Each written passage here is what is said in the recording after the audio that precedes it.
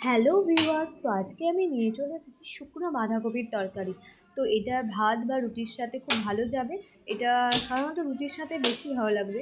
তো আমি প্রথমেই নিয়ে নিয়েছি, এখানে আমি শুকিয়ে রেখেছিলাম বাঁধাকপি। তো বাঁধাকপিটাকে আমি ভালো মতো গরম জলে ভিজিয়ে রেখেছিলাম আধ ঘন্টা মতো।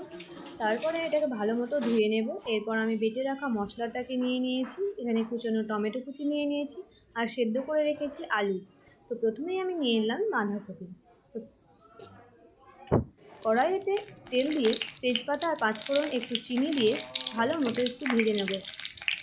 তারপরে আমি এখানে দিয়ে দিয়েছি টমেটো কুচি, এটাকে ভালো মতো নাড়িয়ে চাড়িয়ে নিতে হবে। নাড়িয়ে চাড়িয়ে নেওয়ার পর এখানে আমি দিয়ে দেবো বেটে রাখা মশলা, এটাকে দিয়ে ভালো মতো কষে নিতে হবে। এখানে দিয়ে দিয়েছি আদা বাটা, জিরে বাটা, রসুন বাটা, পেঁয়াজ আর ধনে গুঁড়ো। তো এটাকে ভালো মতো কষিয়ে এর মধ্যে দিয়ে দিয়েছি আলুটাকেও ভালো মতো কষিয়ে নিতে হবে। কষিয়ে নেওয়ার পরে আমি এখানে দিয়ে দিয়েছি বাঁধাকপি। এরপর এটাকেও ভালো মতো কষিয়ে নেব।